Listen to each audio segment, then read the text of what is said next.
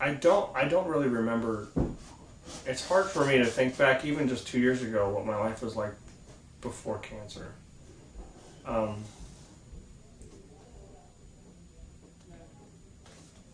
on a daily basis today, I feel like I'm kind of more back to normal where I was before, but if you talked to me a year ago, I was thinking about it every day, almost all day long.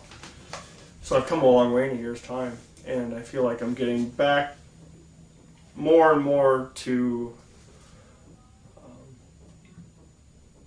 a state of mind that I might have had before the cancer, where I don't think about it on a daily basis. I've had the opportunity to speak with a lot of cancer survivors, and the one line that they always tell you is like it'll be over before you know it, and it'll be a distant memory, and it is become a distant memory now. So I'm kind of happy now that it's not such a day-to-day thing for me. It's not such a day-to-day grind, and it really did take a lot out of me in the first couple of years, but that's really subsided now, and I feel more and more normal as we go forward. I guess I just never really thought about my age when it came to cancer until I realized when I went to my first colorectal cancer support group meeting that I was the youngest one by 25 years. And that's when I guess it first hit for me that wow, this is not something that's not just for cancer, but for this specific type of cancer, it just doesn't happen. And that's why I was so excited to be involved in a project like this, because I'm meeting more and more people who are younger, even in my own area of where I live. And I hope that I can raise some awareness for some others that are out there that might be experiencing those symptoms today. Hopefully maybe they see this and maybe they decide to go see their family practice, or maybe my family practice doctor. He did a pretty good job. One thing I did a little bit different than a lot of people that I know is that I stayed away from the internet when I was first diagnosed. On the advice of my oncologist, Dr. Behrens, he told me to just try and stick to the facts or the factual websites and stay away from everything else, because you might get entrapped, or you can get, not entrapped, but you can just kind of get lost in the vast amount of information that's out there, and you might be misled. And so I kind of made a conscious effort to stay away from all websites, message boards, and things like that until after my treatments were over. And that's when I started to get on the message board. And I felt like I could really contribute then, because I wasn't just asking questions or asking for help. I was actually being able to assist people, I guess.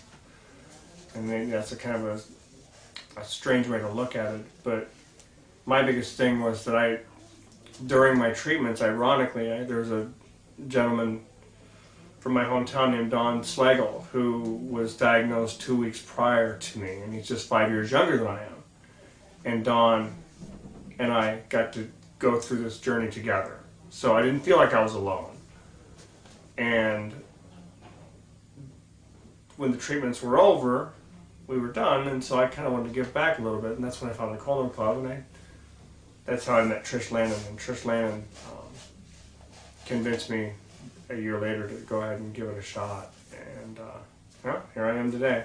Thanks to Trish, I guess. So I got a call from Hannah on New Year's Eve of 2008, and ironically I was at my brother's house, which 2 years prior to that we had made the decision to go see my family practice physician. So we were just getting ready to go out to dinner. I got the call, and it made a very special night a lot more special. So there's a lot of it was a good night. So we were very excited, and I got to celebrate with some of the closest people in my life. So it was a big moment.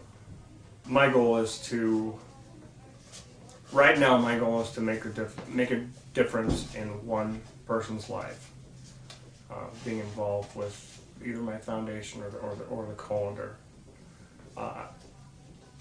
My goal is that hopefully someday someone will come up to me and say, "I read your story, and you made a big difference just reading your story or hearing about your story, and I went in and got checked, and you made all the difference in the world." That's what my goal is. I wasn't really sure how I was going to like the photograph session, and I started out, I don't know, pretty tense, pretty stiff, but I I enjoyed it. I didn't enjoy it as much as I thought I would, and I'm pretty convinced that I'm not going to quit my day job. It's the only time. But it was fun. It has been fantastic getting to know the other models on the Colondar this year. I mean, they're just such great people, so many diverse stories, so much. You just feel like I feel like I have a camaraderie now, and I feel like I have like my own brotherhood or a fellowship of friends now that have experienced a very unique situation. Not only with the battle with the colon cancer, but being involved in such a I can't tell. I mean, such a great, unique project. It's just it really is. It really is an honor to be a part of this project.